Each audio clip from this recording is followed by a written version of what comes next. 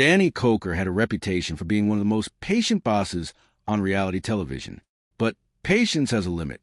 Over the years, fans of Counting Cars watched the drama unfold inside Counts Customs.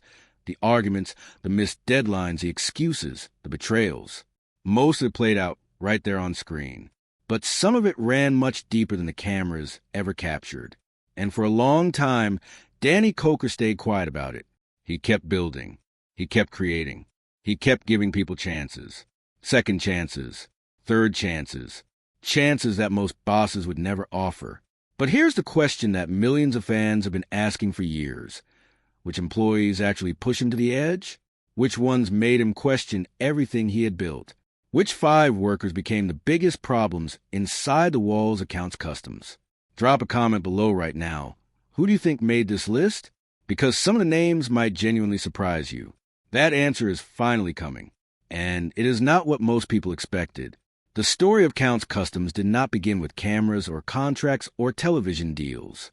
It began with a man who genuinely loved cars. Danny Koker grew up in Las Vegas, surrounded by a family that treated automobiles like works of art. His father and his uncles were car people. Mechanical instinct ran in his blood. By the time he was old enough to hold a wrench, he already understood that a rusted, forgotten vehicle was not junk. It was a story waiting to be told again. He opened Counts Customs with a vision, not just a shop, a creative space. A place where talented hands could turn broken-down machines into rolling masterpieces. He wanted craftsmen. He wanted artists. He wanted people who cared as deeply about the work as he did. And for a while, he found them. The early team had energy and passion. The shop was small but focused. Every build mattered. Every deadline was personal. Danny was not just the owner. He was in the trenches with his people. Sleeves rolled up, making it happen side by side. Then the cameras arrived. When Counting Cars premiered on History Channel in 2012, everything changed. The show pulled Counts Customs into the national spotlight almost overnight. Suddenly, the shop was not just a business. It was a brand. Demand exploded. The team expanded. New faces came through the doors. And with new faces came new personalities, new egos, and new problems that Danny had never had to deal with before. Running a tight operation with a crew of 5 is one thing. Running a growing business on national television with a rotating cast of employees is something else entirely. And that is where the cracks began to show. But while everything looked perfect on the surface, the finished builds, the happy clients, the big reveals behind the scenes, a very different story was unfolding. The first name on this list is one that longtime fans will recognize immediately. Ryan Evans came into Counts Customs as a salesman with serious energy. He had the personality for it, likable, quick-talking, always working an angle. On camera, he looked like exactly what the shop needed.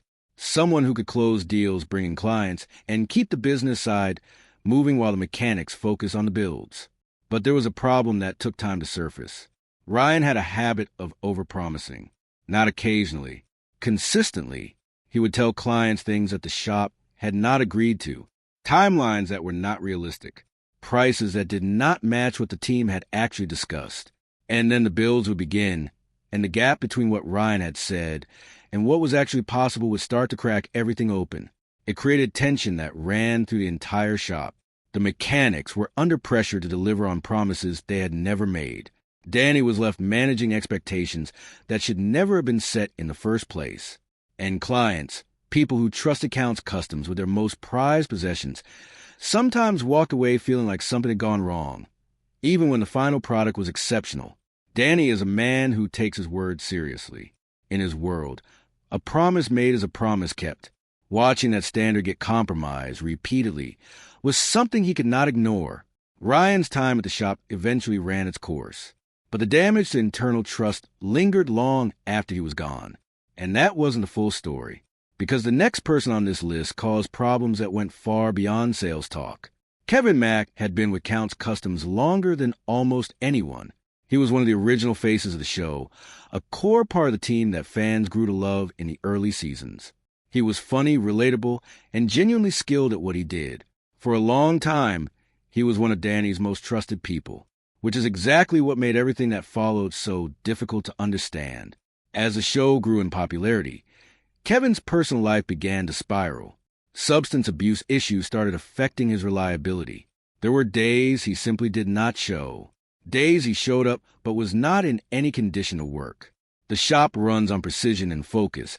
Restoration work requires sharp attention, steady hands, and professional judgment. When those things are missing, the consequences can ripple through an entire build. Danny did not walk away from Kevin at the first sign of trouble. That is not who he is. He tried. He gave Kevin space. He gave him time. He expressed concern not just as a boss, but as someone who genuinely cared about the person behind the employee. But there's a point where care without accountability stops being kindness and starts being enabling. And Danny eventually had to face that truth. Kevin's departure from the show was one of the most emotional moments in Counting Cars history. Not because it was dramatic, but because it was quiet. And sometimes the quiet exits carry the most weight. If this story is already pulling you in, hit that subscribe button right now. Because what's coming next goes even deeper into what was really happening inside Counts Customs. These are stories that most fans only saw the surface of. The full picture is something else entirely. The third name is one that sparked more online debate than almost any other in the show's history. Shannon Akins, known to fans simply as Shannon, was a familiar and beloved presence in the shop. His sense of humor, his warmth, and his genuine love for the craft made him one of the most watchable personalities on the show. But behind that easy smile, there was friction that the cameras only occasionally captured. Shannon had a tendency to take on too much and deliver too little on time. Not because he lacked talent, he had plenty of it, but because his work style operated on his own internal clock that did not always align with client deadlines or shop commitments. In a business where time is money and trust is everything, chronic lateness on deliverables is not a small thing.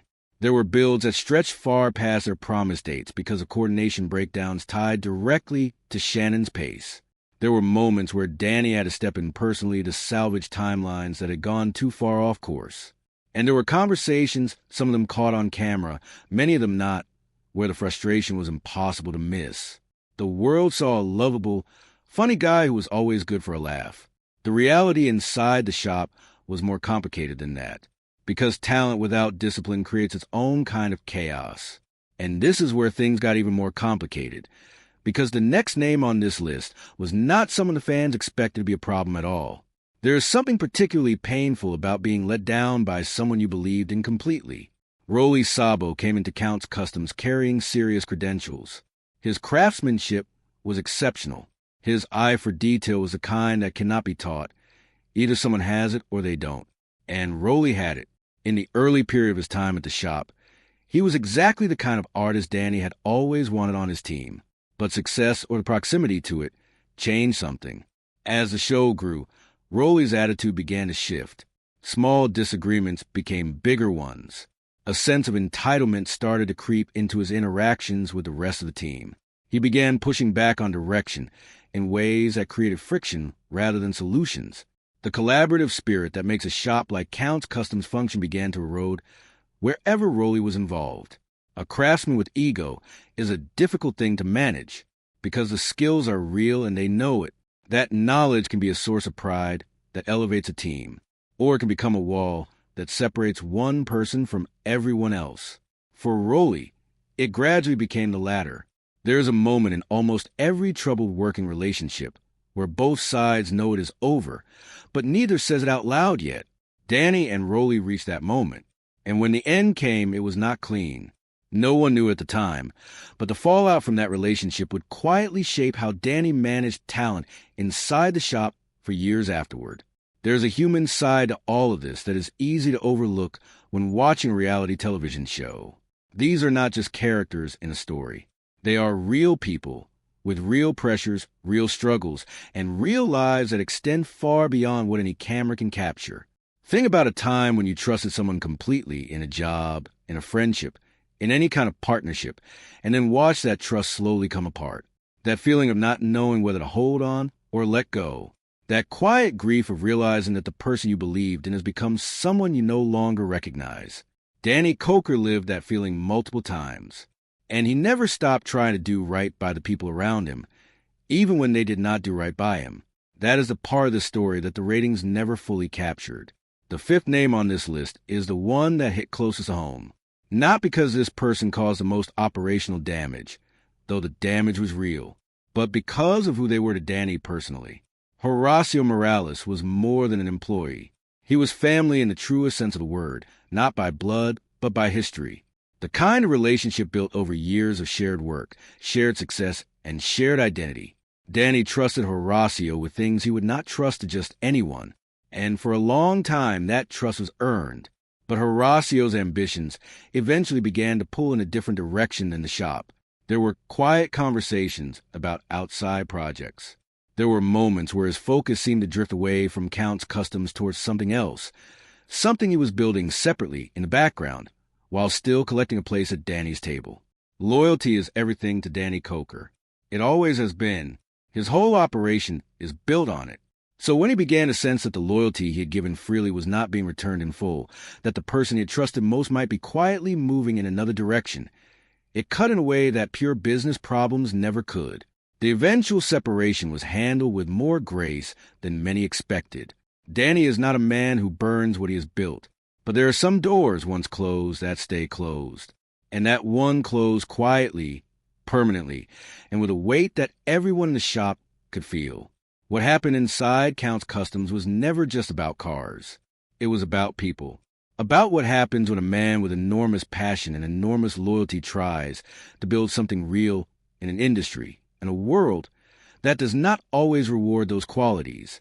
Danny Koker built one of the most recognizable custom shops in American television history. He did it through skill, through vision, and through a stubborn refusal to walk away from the things he believed in, even when the people around him gave him every reason to. 5 employees, 5 different kinds of failure, and one man who kept showing up anyway. The cars always got finished. The builds always came through. Count's Customs is still standing, and that, in the end, might be the most remarkable part of the whole story. If this video took you somewhere unexpected, if it made you see the show or the man behind it in a different light, then this channel is exactly where you belong. Hit that like button. Leave a comment below with the employee you think caused the most damage. The conversation in the comments is always worth reading. And subscribe, because there are more stories like this one waiting for you. Stories that go past the surface. Stories that actually mean something. Count's Customs is still rolling, and so is this channel.